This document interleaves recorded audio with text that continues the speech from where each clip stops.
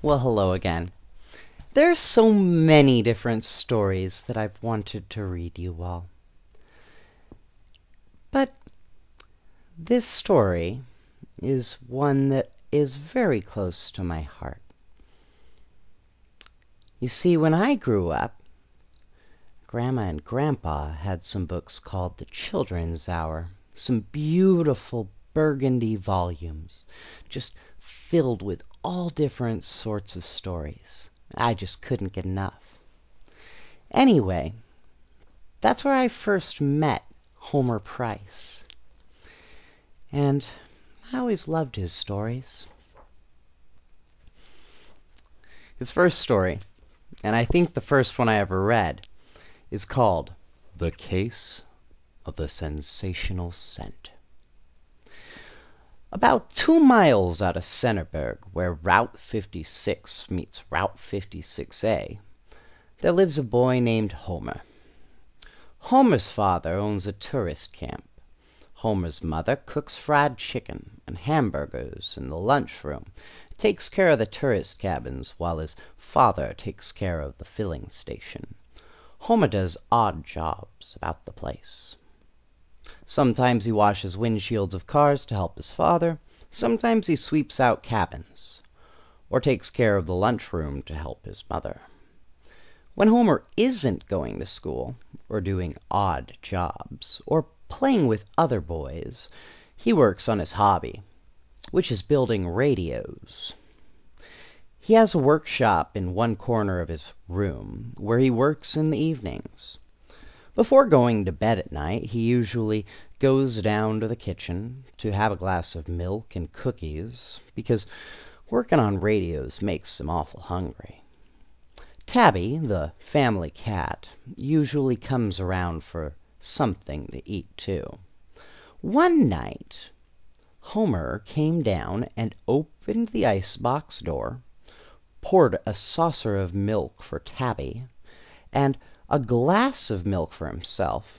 He put the bottle back and looked to see if there was anything interesting on the other shelves. He heard footsteps and felt something soft brush his legs, so he reached down to pet Tabby.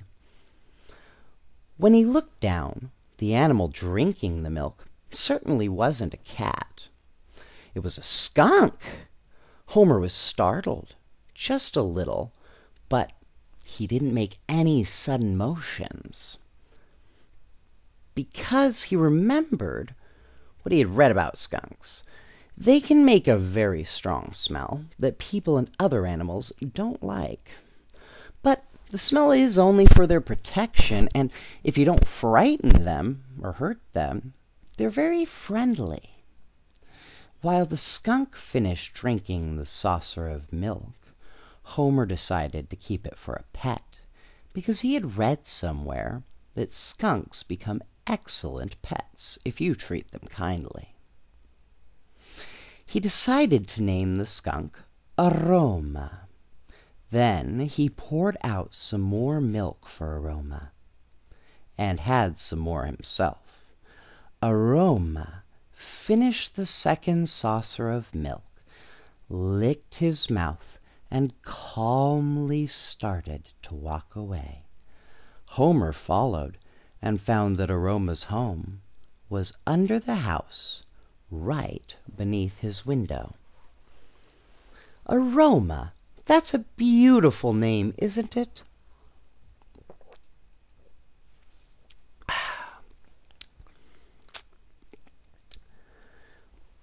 You know, what aroma means is something smelly. More than likely beautiful smelly. But it is a skunk. During the next few days, Homer did a lot of thinking about what would be the best way to tame Aroma.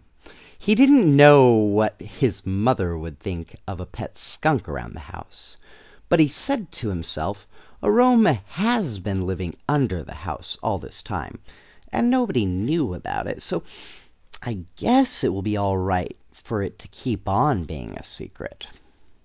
He took out a saucer of milk to Aroma every evening when nobody was looking, and in a few weeks Aroma was just as tame as a puppy.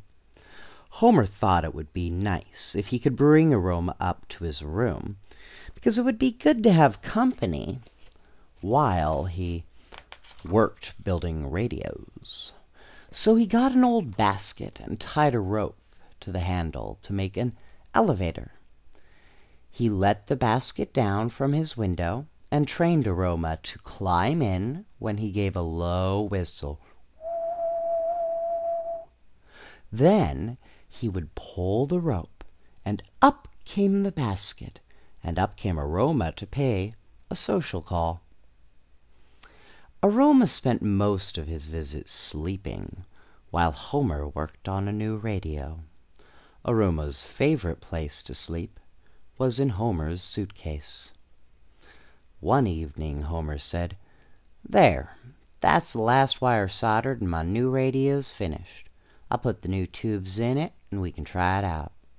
Aroma opened one eye and didn't look interested, even when the radio worked perfectly, and an announcer's voice said, "N.W. Blott of Centerburg won the grand prize of $2,000 for writing the best slogan about Drake's aftershave lotion." "Why, I know him, and he's from my town," said Homer. Aroma still looked uninterested while the announcer said that next week they would broadcast the Drake's program from Centerburg, and that Mr. Driggs himself would give Mr. N.W. Blott the $2,000 cash and 12 bottles of Driggs lotion for thinking up the best advertising slogan.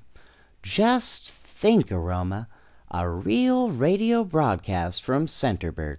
I'll have to see that.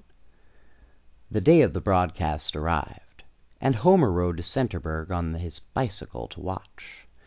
He was there early, and he got a good place right next to the man who worked the controls, so he could see everything that happened.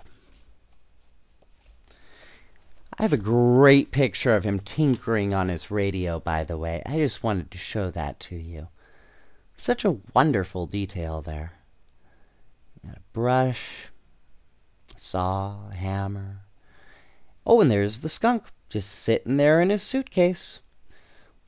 Oh, the basket's in the background. Boy, that is a wonderfully detailed drawing.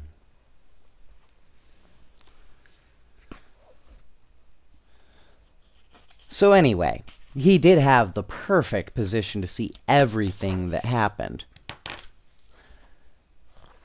Mr. Driggs made a speech about the wonderful thing Mr. N.W. Blott had contributed to the future of American shaving with his winning slogan, "The aftershave with the distinctive, invigorating smell that keeps you on your toes." Then he gave N.W. the 2,001 bottles of lotion in a suitcase just like the one that Homer had at home. After N.W. made a short speech, the program was over. Just then, 4 men said, "Put 'em up!" And then one of them said to N.W., "If you please," and grabbed the suitcase with all of the money and lotion inside. Let's take a quick look at this other beautiful picture. You know, one of the reasons I love certain books is because of the beautiful pictures. Looks like you have quite a bunch of criminals there. The microphone. What a detailed sketch. That one up front certainly looks debonair. Well, anyway, so the 4 men said, "Put 'em up!" And then one of them said to N.W., "If you please," and grabbed the suitcase with all of the money and lotion inside it. Everyone was surprised. Mr. Driggs was surprised. N.W. Blott was surprised. The announcer was surprised, the radio control man was surprised, and everybody was frightened too. The robbers were gone before anybody knew what happened. They jumped into a car and were out of sight, down Route 56A, before the sheriff shouted, "Wait till I send out an alarm, men, then we'll chase 'em. No radio robbers can do that in this town and get away again." The sheriff sent out an alarm to the state police, and then some of the men took their shotguns and went off down 56A in the sheriff's car. Homer waited around till the sheriff and his men came back, and the sheriff said, "They got clean away. There's not hide nor hair of 'em the whole length of 56 or 56A. While they were eating dinner that evening, Homer told the family about what had happened in town. After helping with the dishes, he went up to his room, and after he had pulled Aroma up in the basket, he listened to the news report of the robbery on his new radio.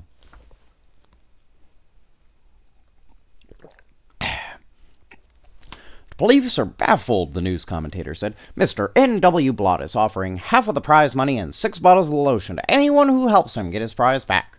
"Aroma, if we could just catch those robbers, we would have enough money to build loads of radios, even a television receiver," cried Homer.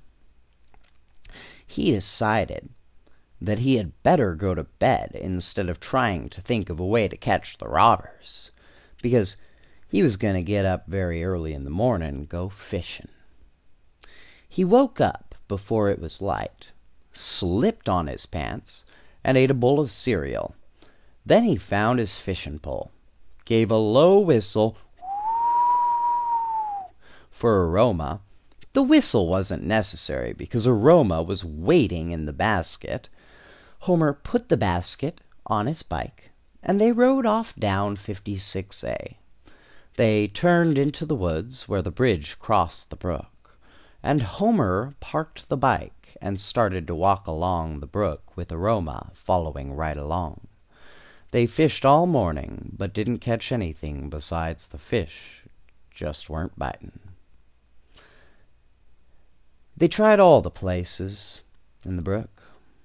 When they were ready to go home, they decided to go straight through the woods instead of following the brook, because the woods path was much shorter. The path through the woods was an old wood road that was not used anymore.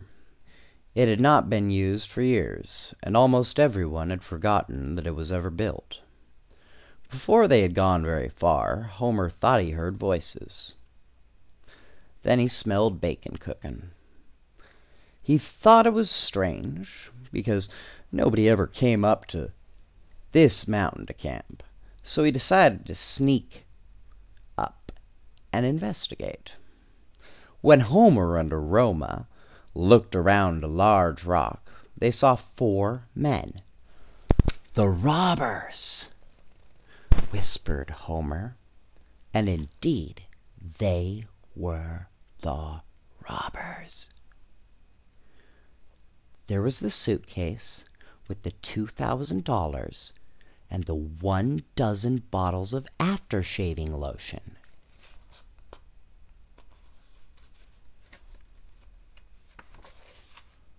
Just lying there on the ground. The robbers had evidently just gotten up because they were cooking breakfast over an open fire, and their faces were covered with soapy lather, for they were shaven. Homer was so interested in what the robbers were doing that he forgot to keep an eye on Aroma. The next thing he knew, Aroma had left the hiding place and was walking straight toward the suitcase. He climbed inside and curled up on the packages of money and went right to sleep. The robbers were busy shaving and having a difficult time of it too, because they had only one little mirror and they were all stooped over trying to look in it. Okay, this is quite a ridiculous sight. What a small mirror for them all to be shaving around. Let's see if we can see. Oh, there's the aftershave lotion and the money. There's a gun in the background too. Well, neat. So, back to the story. They only had the one little mirror, and they were all stooped over trying to look in it. I can hardly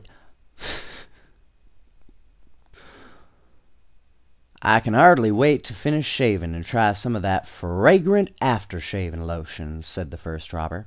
Then the second robber, who had a cramp in his back from stooping over and from sleeping in the woods, straightened up and turned around. He noticed Aroma and said, "Look at that thing in our money." The other robbers turned around and looked surprised.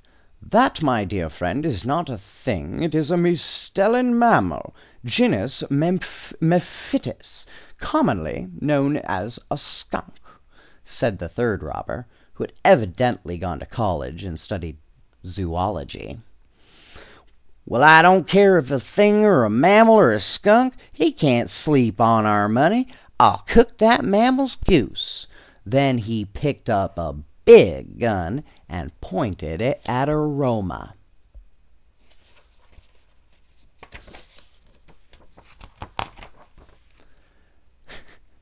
"I wouldn't do that." Sorry. "I wouldn't do that if I were you," said the third robber with the college education. "It might attract the sheriff, and besides, it isn't the accepted thing to do to mustellin mammals." So the robbers put a piece of bacon on the end of a stick and tried to coax Aroma out of the suitcase. But Aroma just sniffed at the bacon, yawned, and went back to sleep. Now the fourth robber picked up a rock and said, "This'll scare it away." The rock went sailing through the air and landed with an alarming crash. It missed Aroma, but it broke a half-dozen bottles of Mr. Drake's lotion.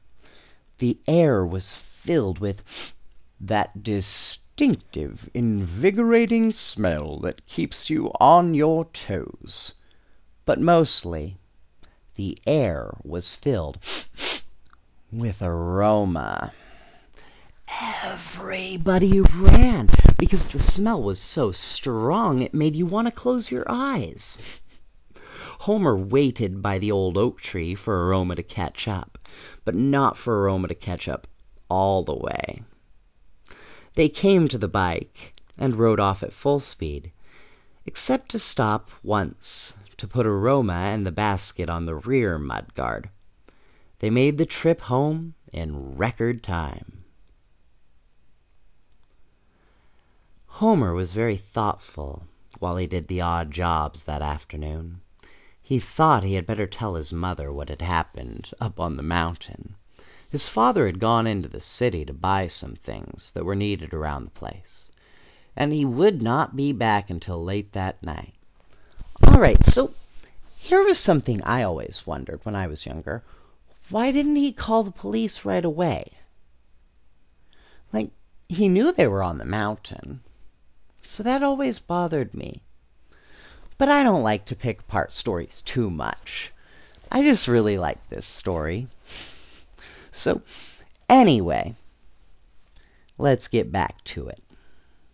At dinner time, he was just about to tell her when she said, "I think I smell a skunk around here.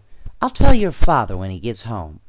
We will have to get rid of that animal right away because people will not want to spend the night at our tourist camp if we have anything with that smell around." Then Homer decided not to say anything about it because he didn't want his father to get rid of Aroma and because the robbers would no doubt get caught by the state police anyway. That evening, Homer was taking care of the gas station and helping his mother while his father was in the city. In between cooking hamburgers and putting gas in cars, he read the Radio Builder's magazine and looked at the pictures in the mail-order catalog. About 8 o'clock, 4 men got out of a car and said, "We would like to rent a tourist cabin for the night." Homer said, "All right, follow me," and led the way to one of the largest cabins. "I think you'll be comfortable here," he said, "and that'll be $4 in advance, please." "Here's a $5 bill, buddy. You can keep the change," said one of the men. "Thanks," said Homer, as he stuffed the bill in his pocket and hurried out the door, because there was a car outside honking for gas. He was just about to put the $5 bill in the cash register when he smelled that strange mixture, partly the distinctive, invigorating smell that keeps you on your toes, and partly aroma. He sniffed the bill, and sure enough, that was what he had smelled. "The robbers! Those 4 men are the robbers," said Homer to himself. He decided that he had better call up the sheriff and tell him everything. He knew that the sheriff would be down at the barber shop in Centerburg playing checkers and talking politics with his friends, this being Saturday night. He waited until his mother was busy getting an extra blanket for someone, because he did not think it was necessary to frighten her. Then he called the barber shop and asked to talk to the sheriff. "Hello," said Homer to the sheriff. "Those 4 robbers are spending the night out here at our tourist camp. Why don't you come out and arrest them?" "Well, I'll be switched," said the sheriff. "Have they got the money and the lotion with them?" "Yes, they brought it," said Homer. "Well, have they got their guns along too?" asked the sheriff.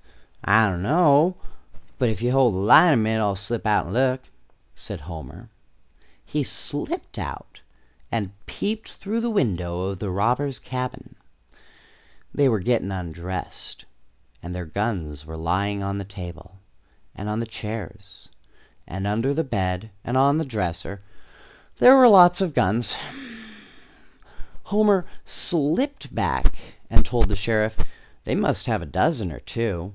The sheriff said, "They have, huh? Well, I tell you, Sonny, I'm just about to get my hair cut, so you just sort of keep your eye on 'em. I'll be out there in about an hour or so. That'll give 'em time to get to sleep.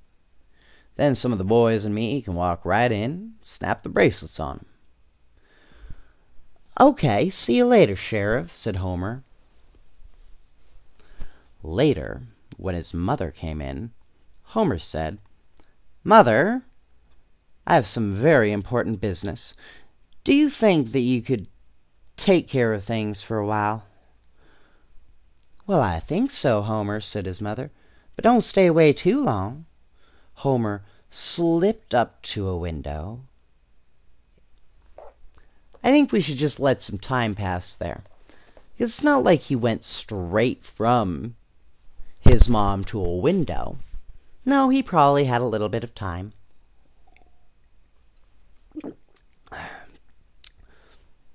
Anyway, she said don't stay away too long, so he must have hurried a little bit at least.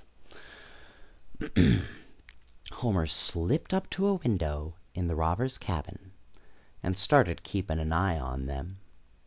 They were just getting into bed, and they were not in a very good humor, because they had been arguing about how to divide the money and the 6 bottles of lotion that were left.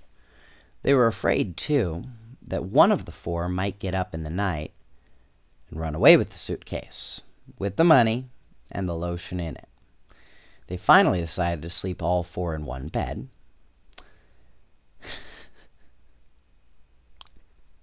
Because if one of them got out of bed, it would surely wake the others up. It was a tight fit, but they all managed to get into bed and get themselves covered up. They put the suitcase with the money and the lotion inside right in the middle of the bed. After they had turned out the light, it was very quiet for a long while.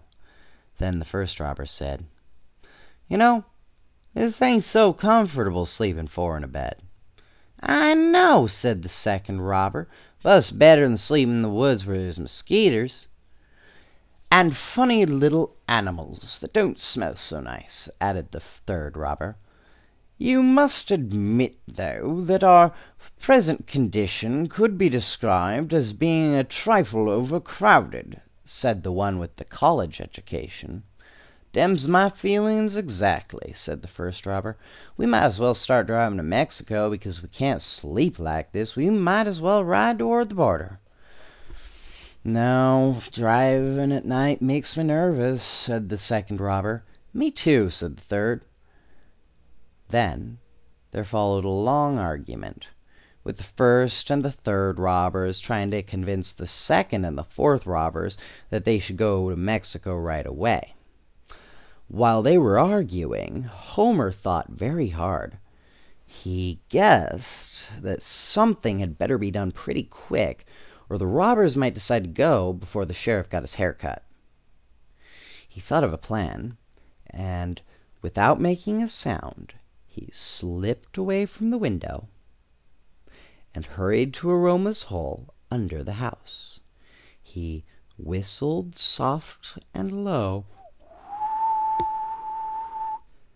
and Aroma came out and climbed into the basket. Aroma had calmed down considerably, but she still smelled pretty strong.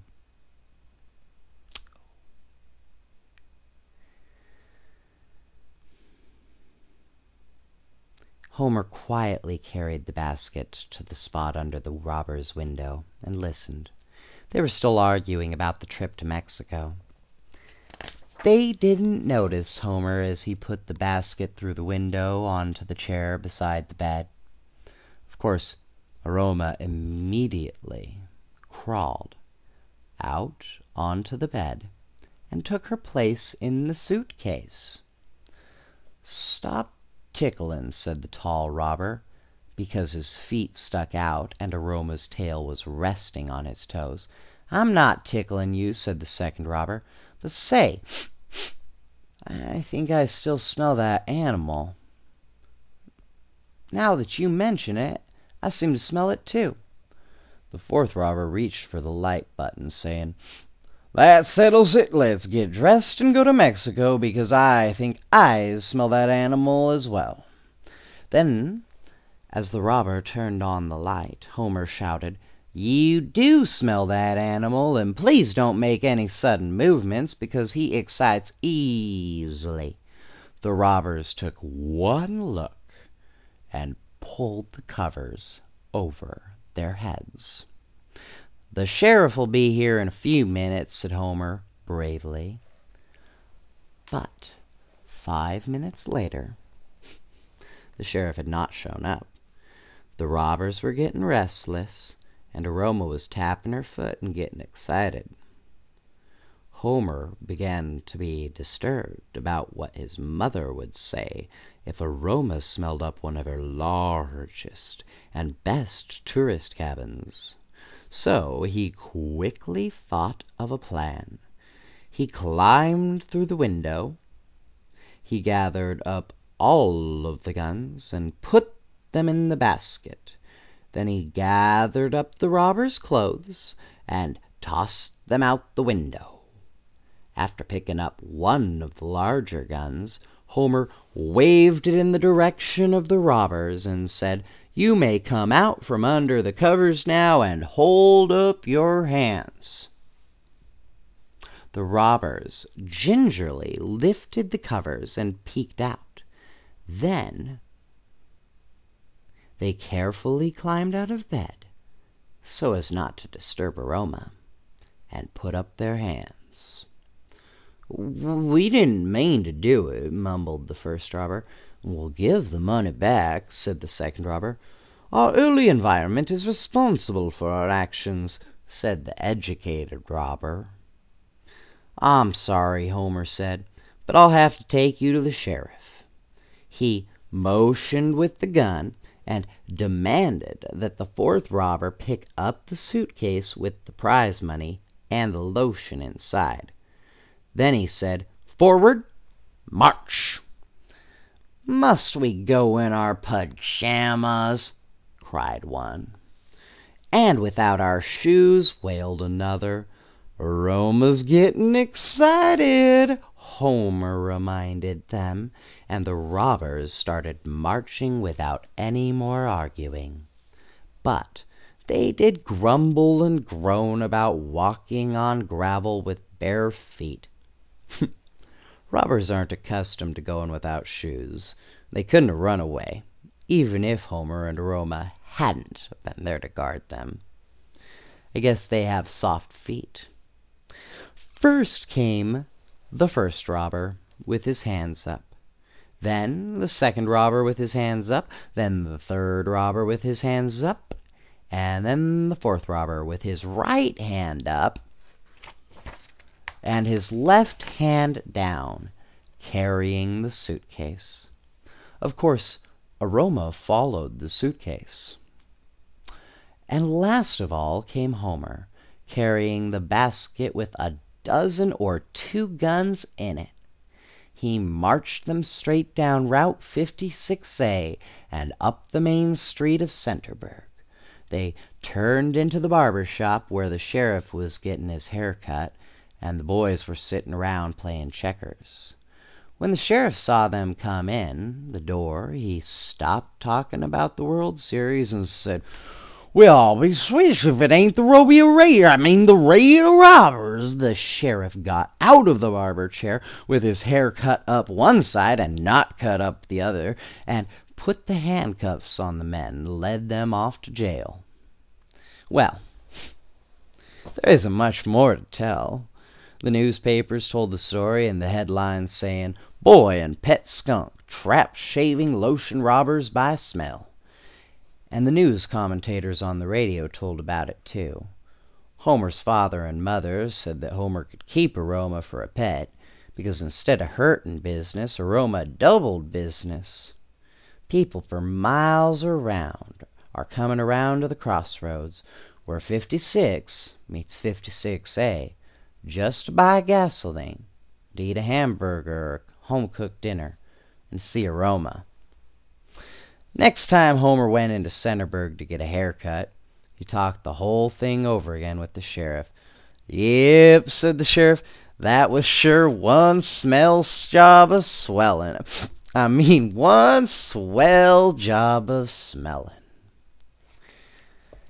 I love this last picture that we have, with barefoot bandits being marched by Homer and his skunk.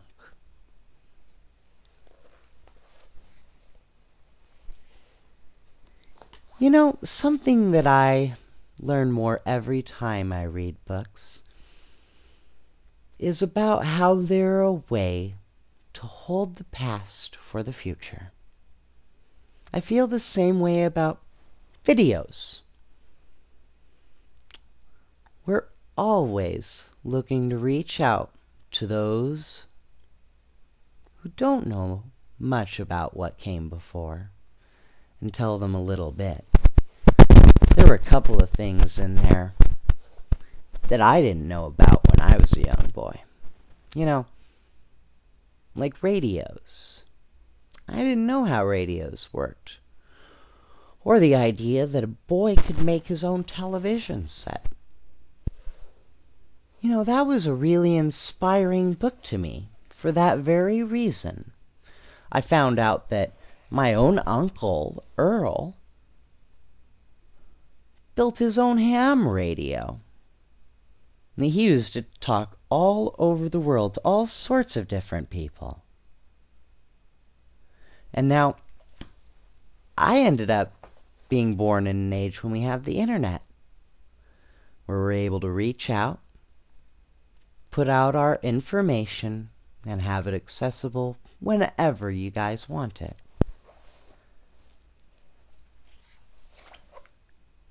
I hope you enjoyed that story as much as I did. And I look forward to reading you another story of Homer Price. You know, there's quite a few. There's one about a Superman. Or a superhero, I guess you could say. He's not quite what he seems. There's a story about automation and donuts. That I really enjoyed as well. You know, seeing things stack up, sometimes you can forget to take time out for the little things. I hope I've been able to give you guys a good, enjoyable bedtime story. So, good night, Ava. Good night, Gideon. Good night, Archer. Good night, Fletcher. And good night, Elias.